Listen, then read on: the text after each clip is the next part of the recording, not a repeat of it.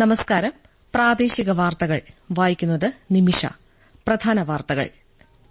പ്രധാനമന്ത്രി നരേന്ദ്രമോദി ഇന്ന് ബീഹാറിലും പശ്ചിമബംഗാളിലും 18,200 കോടി രൂപയുടെ വികസന പദ്ധതികൾക്ക് തുടക്കം കുറിക്കും. ബിജെപി സംസ്ഥാന നേതൃയോഗം ആഭ്യന്തരമന്ത്രി അമിത്ഷാ രാവിലെ കൊച്ചിയിൽ ഉദ്ഘാടനം ചെയ്യും. ട്രാൻസ്ജെൻഡറുകൾക്കായി സുഭദ്രം ഭവന പദ്ധതി നടപ്പാക്കുമെന്ന് മന്ത്രി ഡോക്ടർ ആർ ബിന്ദു. 17ാമത് കേരള രാജ്യാന്തര ഡോക്യുമെന്ററി ഹ്രസ്വ ചലച്ചിത്രമേളയ്ക്ക് ഇന്ന് തിരുവനന്തപുരത്ത് തിരിതെളിയും. ഇന്നലെ അന്തരിച്ച പീരുമേട് എംഎൽഎ വാഴൂർ സോമന്റെ മൃതദേഹം വൈകിട്ട് വാളാർഡിയിൽ സംസ്കരിക്കും. കേരള ക്രിക്കറ്റ് ലീഗ് രണ്ടാം മത്സരത്തിൽ കൊച്ചി ബ്ലൂ ടൈഗേഴ്സ് ട്രിവാൻഡ്രം റോയൽസിനെ തോൽപ്പിച്ചു. വാർത്തകൾ വിശദമായി.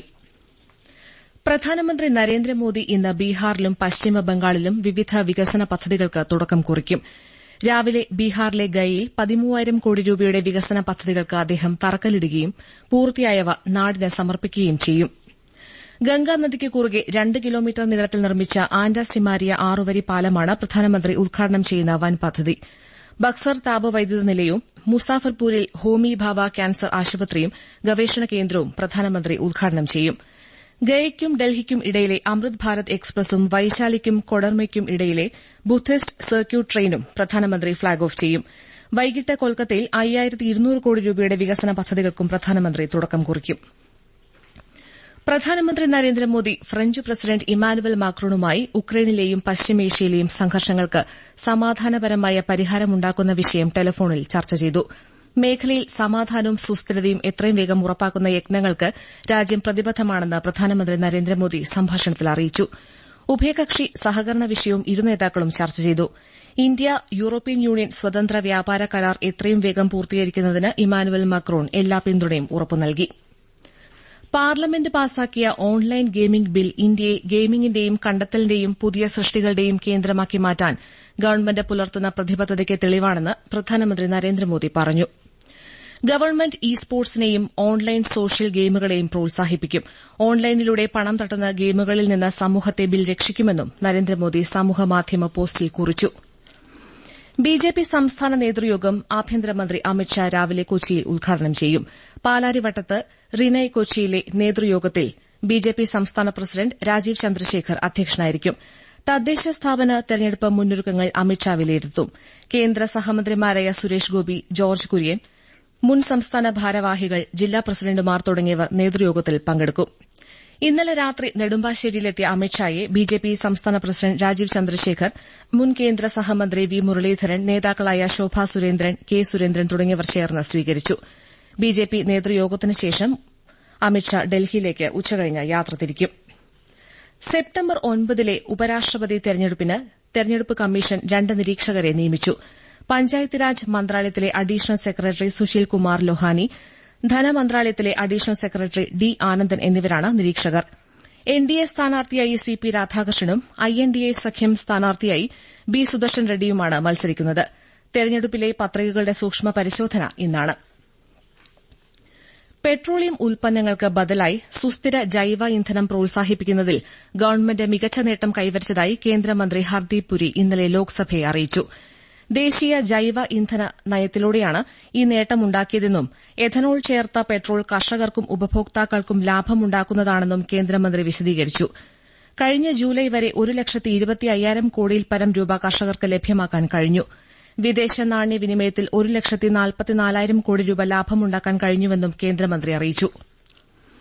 യൂണിക് ഐഡന്റിഫിക്കേഷൻ അതോറിറ്റി സഹകരണ ബാങ്ക് ഇടപാടുകളിൽ ആധാർ അധിഷ്ഠിത ചട്ടക്കൂട് തയ്യാറാക്കി.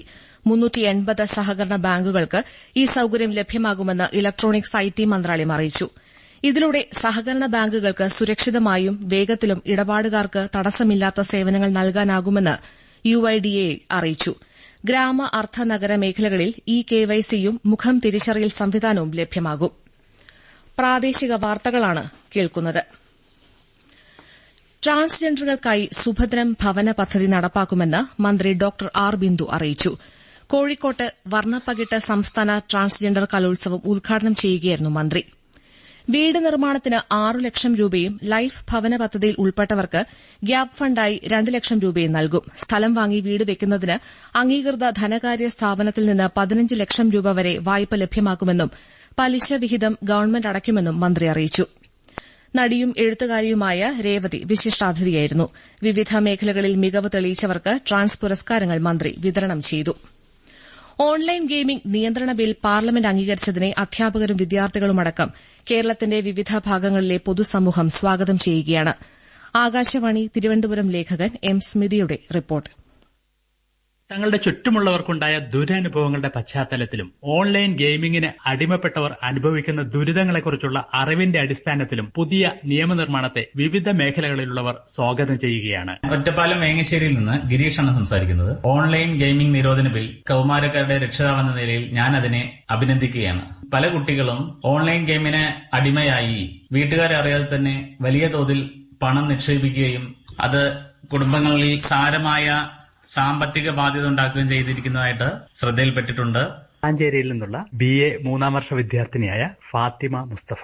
ഇത് നമ്മുടെ യുവാക്കളെ സാമ്പത്തിക തട്ടിപ്പിൽ നിന്ന്, ഗെയിമിംഗ് ലഹരിയിൽ നിന്ന്, കുടുംബങ്ങളുടെ തകർച്ചയിൽ നിന്നും രക്ഷിക്കുന്നു. Udavanad Markaz college principal doctor CP Muhammad Kutty. തെറ്റായ പല മോഹന വാഗ്ദാനങ്ങളും നൽകി ജനങ്ങളെ വഞ്ചിക്കുകയാണ് ഇവർ ചെയ്യുന്നത്. ഇതിനെതിരെ നടപടിയെടുക്കാൻ ശക്തമായ ഒരു നിയമം അനിവാര്യമായിരുന്നു. ഓൺലൈൻ ഗെയിമിംഗിനെതിരെയുള്ള പുതിയ നിയമം സഹായകമാവുമെന്ന് പ്രതീക്ഷിക്കാം.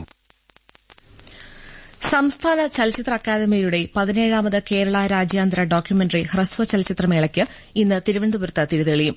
വൈകിട്ട് കൈരളി തിയേറ്ററിൽ മന്ത്രി സജി ചെറിയാൻ മേള ഉദ്ഘാടനം ചെയ്യും. മേളയിൽ 52 രാജ്യങ്ങളിലെ 300ഓളം ചിത്രങ്ങൾ പ്രദർശിപ്പിക്കും. രാവിലെ 9:15 മുതൽ പ്രദർശനം ആരംഭിക്കും. തിരുവനന്തപുരം പ്രതിനിധി രജു കോലിയക്കോടിന്റെ റിപ്പോർട്ട്. വൈകുന്നേരം നടക്കുന്ന ഉദ്ഘാടന ചടങ്ങിന് ശേഷം ഉദ്ഘാടന ചിത്രമായ ഫ്രം ഗ്രൌണ്ട് സീറോ പ്രേക്ഷകർക്ക് മുന്നിലെത്തും. Meet the director, face to face, master class, panel ചർച്ചകൾ തുടങ്ങിയ പരിപാടികളും മേളയുടെ ഭാഗമായി സംഘടിപ്പിക്കും. ഡോക്യുമെന്ററി രംഗത്തെ സമഗ്ര സംഭാവനയ്ക്കുള്ള ലൈഫ് ടൈം അച്ചീവ്മെന്റ് പുരസ്കാരം രാകേഷ് ശർമ്മയ്ക്ക് സമ്മാനിക്കും. രാകേഷ് ശർമ്മയുടെ 4 ചിത്രങ്ങൾ മേളയിൽ പ്രദർശിപ്പിക്കും. അന്തരിച്ച Shyam Benegal, Shaji N Karun, Souleymane Cisse, Tapan Kumar Bose, Tarun Bhatia, P Jayachandran തുടങ്ങിയവർക്ക് ആദരാഞ്ജലി അർപ്പിക്കുന്ന ഹോമേജ് വിഭാഗവും മേളയിൽ ഉൾപ്പെടുത്തിയിട്ടുണ്ട്. ഇന്നലെ അന്തരിച്ച പീരുമേട് MLA വാഴൂർ സോമന്റെ മൃതദേഹം വൈകിട്ട് വാളാർഡിയിലെ പാമ്പനാർ സ്മൃതി മണ്ഡപത്തിന് സമീപം സംസ്കരിക്കും. പുലർച്ചെ പീരുമേട്ടിലെത്തിച്ച ഭൌതിക ശരീരം രാവിലെ 11 മുതൽ വണ്ടിപ്പെരിയാർ ടൌൺഹാളിൽ പൊതുദർശനത്തിന് വയ്ക്കും. പ്ലാന്റേഷൻ കമ്മിറ്റി യോഗത്തിലും റവന്യൂ അസംബ്ലിയിലും പങ്കെടുക്കാൻ ചൊവ്വാഴ്ച വൈകിട്ടാണ് വാഴൂർ സോമൻ തിരുവനന്തപുരത്ത് എത്തിയത്. റവന്യൂ അസംബ്ലിക്കിടെ കുഴഞ്ഞുവീണ അദ്ദേഹത്തെ ആശുപത്രിയിൽ പ്രവേശിപ്പിച്ചെങ്കിലും ജീവൻ രക്ഷിക്കാനായില്ല. വാഴൂർ സോമന്റെ നിര്യാണത്തിൽ മുഖ്യമന്ത്രി പിണറായി വിജയനും മന്ത്രി കെ രാജൻ ഉൾപ്പെടെ പ്രമുഖരും അനുശോചനം അറിയിച്ചു. കേരള ക്രിക്കറ്റ് ലീഗ് 2ാം സീസണിലെ 2ാം മത്സരത്തിൽ കൊച്ചി ബ്ലൂ ടൈഗേഴ്സ് ട്രിവാൻഡ്രം റോയൽസിനെ 8 വിക്കറ്റിന് തോൽപ്പിച്ചു. ആദ്യ മത്സരത്തിൽ നിലവിൽ ചാമ്പ്യന്മാരായ ഏരീസ് കൊല്ലം സെയിലേഴ്സ് കാലിക്കറ്റ് ബ്ലോക്ക് സ്റ്റാർസിനെ 1 വിക്കറ്റിന് തോൽപ്പിച്ചിരുന്നു. കായിക മേഖലയുടെ അടിസ്ഥാന സൌകര്യ വികസനത്തിന് കഴിഞ്ഞ 9 വർഷം കൊണ്ട് ഗവൺമെന്റ് 3500 കോടി രൂപ ചെലവഴിച്ചതായി മന്ത്രി വി അബ്ദുറഹിമാൻ പറഞ്ഞു. എൻമകജെ ഗ്രാമപഞ്ചായത്തിലെ ബജക്കുടൽ മിനി കളിക്കളം നിർമ്മാണം ഉദ്ഘാടനം ചെയ്യുകയായിരുന്നു മന്ത്രി. ഒരു പഞ്ചായത്തിൽ ഒരു കായിക പരിശീലകനെയെങ്കിലും നിയമിക്കാൻ നടപടികൾ പുരോഗമിക്കുകയാണെന്നും മന്ത്രി അറിയിച്ചു. Kannur Cherukunnu government higher secondary സ്കൂളിലെ കളിക്കളത്തിന്റെ നിർമ്മാണവും മന്ത്രി ഉദ്ഘാടനം ചെയ്തു. 50ഓളം സ്കൂളുകളിൽ കളിക്കള നിർമ്മാണം പൂർത്തിയായതായും ശേഷിക്കുന്നവയിൽ പ്രവൃത്തി അവസാനഘട്ടത്തിലാണെന്നും മന്ത്രി അറിയിച്ചു. 71ാമത് നെഹ്റു ട്രോഫി വള്ളംകളിയുടെ ഭാഗ്യചിഹ്നമായ കളിവള്ളം തുഴയുന്ന കാക്കത്തമ്പുരാട്ടിക്ക് കാത്തു എന്ന പേരിട്ടു.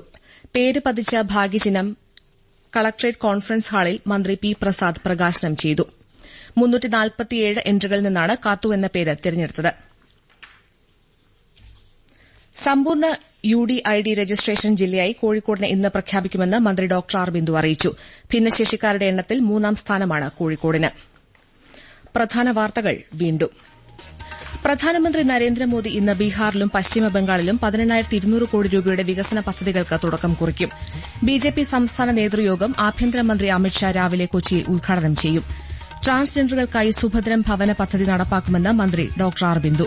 17ാമത് കേരള രാജ്യാന്തര ഡോക്യുമെന്ററി ഹ്രസ്വ ചലച്ചിത്രമേളയ്ക്ക് ഇന്ന് തിരുവനന്തപുരത്ത് തിരിതെളിയും. ഇന്നലെ അന്തരിച്ച പീരുമേട് MLA വാഴൂർ സോമന്റെ മൃതദേഹം വൈകിട്ട് വാളാർഡിയിൽ സംസ്കരിക്കും. കേരള ക്രിക്കറ്റ് ലീഗ് 2ാം മത്സരത്തിൽ കൊച്ചി ബ്ലൂ ടൈഗേഴ്സ് ട്രിവാൻഡ്രം റോയൽസിനെ തോൽപ്പിച്ചു. പ്രാദേശിക വാർത്തകൾ കഴിഞ്ഞു.